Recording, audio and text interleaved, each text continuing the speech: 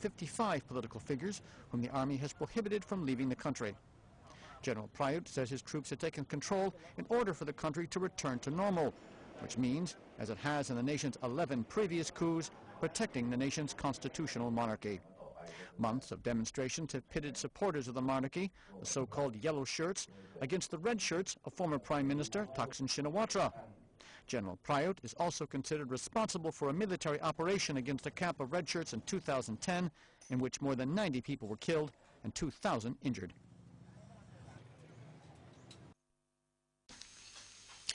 At least 31 dead in northwest China during a deadly violence allegedly engineered by Muslim fundamentalists. The region has a reputation for stoking religious conflicts. The latest incident prompted the Chinese authorities to visit the scene and commiserate with relations.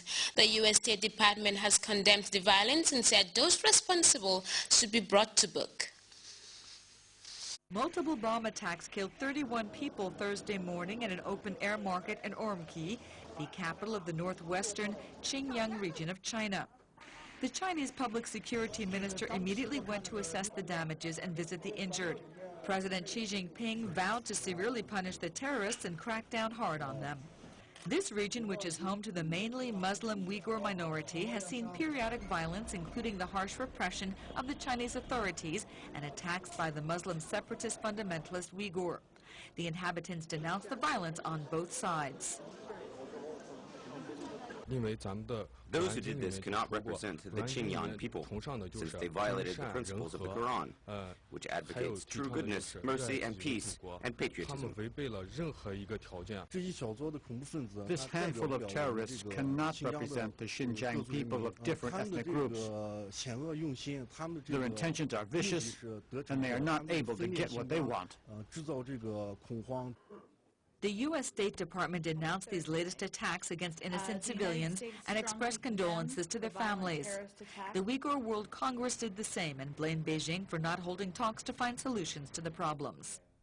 Give the Chinese Communist Party a kiss, and the Chinese Communists took power out of the barrel of the gun, so they believe that's the only way to deal with every problem. They used the gun for 65 years to suppress Uyghurs, Tibetans, everybody else. But the problems are not disappearing, they're only getting bigger. These bombings occurred the day after 39 Uyghurs were handed heavy sentences of up to 15 years in prison for having broadcast terrorist videos.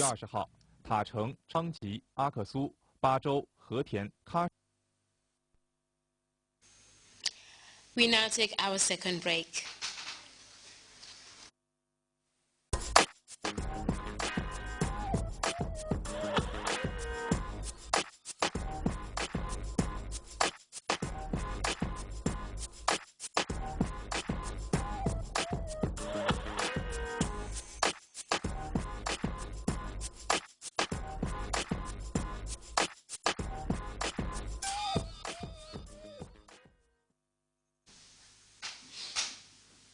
Welcome back.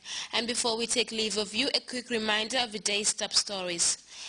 The first Gambia-Turkey Joint Economic Commission meeting is underway in Banjul as the two countries move to forge business and investment ties. The African Development Bank has pledged to set up a special fund to finance the continent's massive infrastructure projects as the ADB observes its Golden Jubilee. And a deadly violence in northwest China has left over 30 people dead, prompting Chinese authorities to visit the region and commiserate with the bereaved families. That was all in this edition of the news. Thanks for the pleasure of your company. Do stay with us.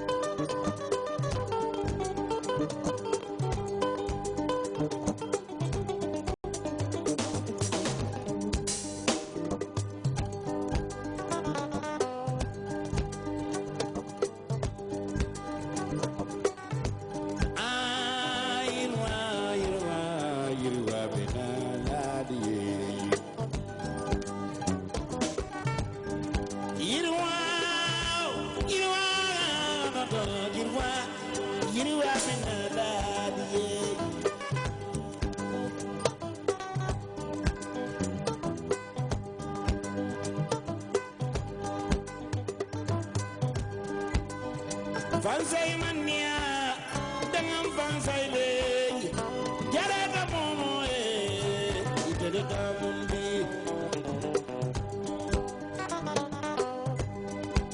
Jara kamu mane paringko dia, siapa jam Dakar. Mama joba tembarin mau, musuh bojang sangkarangoy, wahai nanggal ter.